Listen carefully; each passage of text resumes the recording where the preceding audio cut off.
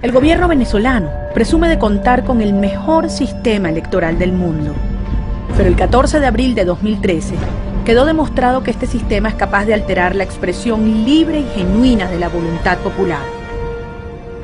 En Venezuela se estructuró una compleja emboscada para hacer creer al mundo que Nicolás Maduro era el heredero natural de Hugo Chávez. En ese escenario, que obligaría a convocar, como manda la Constitución de nuevo, a elecciones presidenciales, ustedes elijan a Nicolás Maduro como presidente de la República Bolivariana de Venezuela.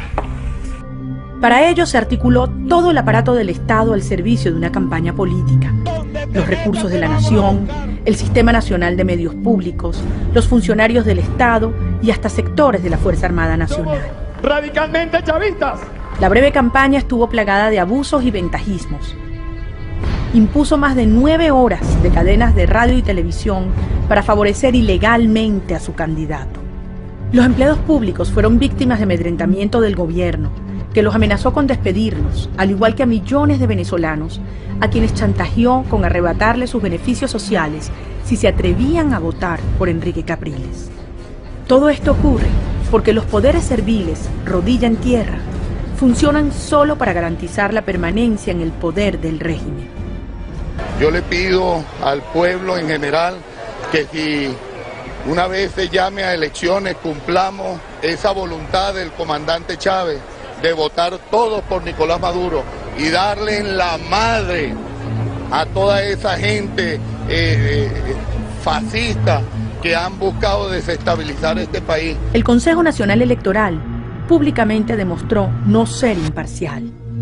Frente a la justificada desconfianza en el Consejo Nacional Electoral por parte de un importante sector del pueblo de Venezuela, diputados del bloque parlamentario de la Unidad y más de 400 parlamentarios de 15 países latinoamericanos consignaron semanas antes de la elección una comunicación a los rectores del CNE, advirtiéndoles que podría presentarse una crisis en Venezuela de no adoptarse reformas significativas, entre ellas el escrutinio total de las papeletas de votación, el uso de tinta verdaderamente indeleble, el retiro de las máquinas captahuellas, el cese del uso de las milicias en el proceso electoral y el castigo implacable al abuso de los recursos y medios del Estado para favorecer al gobierno.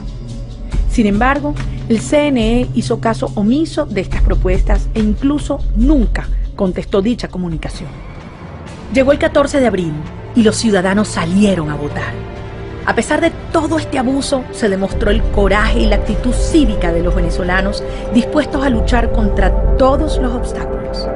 La respuesta del gobierno a esta manifestación democrática fue arreciar la agresión y la represión, expulsar con violencia a testigos y miembros de sus centros de votación, masificar el voto acompañado para así asegurar el voto oficialista, implementar a gran escala el voto múltiple, posible porque la tinta no resultó indeleble y por la presencia de centenares de miles de electores inscritos sin huella dactilar, y activar bandas de motorizados armados ahuyentando electores opositores en los centros de votación.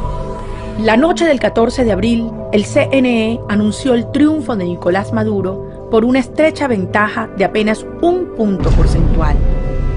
Tan solo el día de los comicios, el comando opositor contabilizó más de 29.000 irregularidades que afectaron centros de votación que agrupaban más de 8 millones de electores, lo cual justificó que Enrique Capriles desconociera los resultados hasta tanto no se hiciera una auditoría completa y detallada a todo el proceso electoral. Nosotros no vamos a reconocer un resultado hasta tanto aquí no se cuente cada voto de los venezolanos, uno por uno. Nosotros le exigimos al Consejo Nacional Electoral que aquí se abran todas las cajas y que cada voto de Venezuela sea contado. La OEA, la misión del Parlamento Europeo, UNASUR, observadores internacionales y la Iglesia Católica Venezolana estuvieron de acuerdo con recontar los votos y realizar una auditoría exhaustiva del total de las mesas electorales. En principio, el propio Nicolás Maduro abogó por la apertura de las cajas. Acaba de proponer que se abra el 100% de las cajas se haga la auditoría. ¡Vamos a hacerlo! ¡No tenemos miedo! ¡Que las cajas hablen y digan la verdad! Pero luego inexplicablemente cambió de opinión. Desde entonces, el CNE evadió la auditoría e impuso parámetros para el proceso que no conducen a la verdad. Esta negativa constituye la prueba que faltaba para cuestionar los resultados.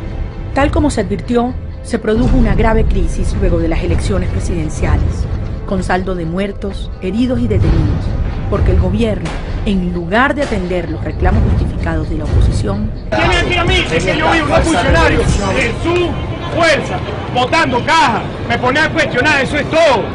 se dedicó a reprimir ferozmente a los ciudadanos que protestaban de manera pacífica frente a las oficinas regionales del CNE. Además de la criminalización de la protesta, el régimen arreció la persecución política contra empleados públicos para averiguar por cualquier medio por quién habían votado, incluso penetrando en sus teléfonos y correos personales. Se los digo con toda claridad, me importa en absoluto lo que dicen las normas laborales. En un sistema democrático, el atropello de uno de los poderes públicos debe ser compensado por los otros poderes. En Venezuela, todas las instituciones del Estado están confabuladas para mantener este régimen en el poder. Un sector de la comunidad internacional continúa avalando la progresiva y sistemática destrucción de la democracia en Venezuela, porque tienen intereses económicos, ideológicos o geopolíticos que el régimen venezolano satisface. Pero si el propio Nicolás Maduro aceptó contar los votos, ¿por qué no lo cuentan ahora? ¿Por qué se retractó? La respuesta es muy clara. Él dijo que tenía que consultarlo. Por eso yo le digo, señor Raúl Castro, dele permiso a Nicolás Maduro a contar los votos, que es lo que queremos todos los venezolanos. Venezuela hoy vive una severa crisis política. A la inseguridad, al deterioro de la calidad de vida de los ciudadanos, a la represión y violación flagrante de los derechos humanos, se añade ahora una profunda crisis institucional y la incuestionable ilegitimidad del señor Nicolás Maduro. Hoy nosotros no venimos a exhibir los golpes que nos dieron a nosotros, porque a quien golpearon hoy es a Venezuela. Venezuela y el mundo saben que Enrique Capriles obtuvo la mayoría de los votos el 14 de abril. La salida pacífica y democrática de la crisis que vivimos en Venezuela ante la negativa del CNE de auditar el proceso electoral es la realización de nuevas elecciones presidenciales, efectuadas de forma libre, limpia, justa y transparente, como lo exigimos la mayoría de los venezolanos. Para la revolución pacífica pero armada, legitimarse electoralmente había sido el instrumento más eficiente para el control social, el control institucional y la aceptación internacional.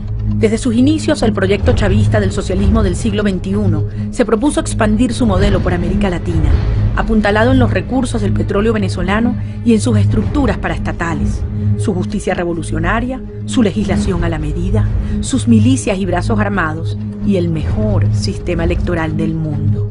El 14 de abril demostró que el sistema electoral venezolano es el mejor del mundo para preservar el poder, siempre y cuando no se enfrente a una sociedad con cultura democrática, con espíritu de lucha, dispuesta a hacer valer su voz y su voto, a defender y a conquistar la verdad. Esta es la lucha de todos nosotros, de todos los venezolanos. Porque aquí el país, Dios nos puso allí, nos dijo, ustedes decidan. Y este camino dejó de ser un camino y hoy es una autopista. El día de hoy, 2 de mayo, hemos presentado ante el Tribunal Supremo de Justicia para agotar las instancias correspondientes en nuestro país. Hemos presentado el recurso contencioso electoral para impugnar las elecciones del 14 de abril.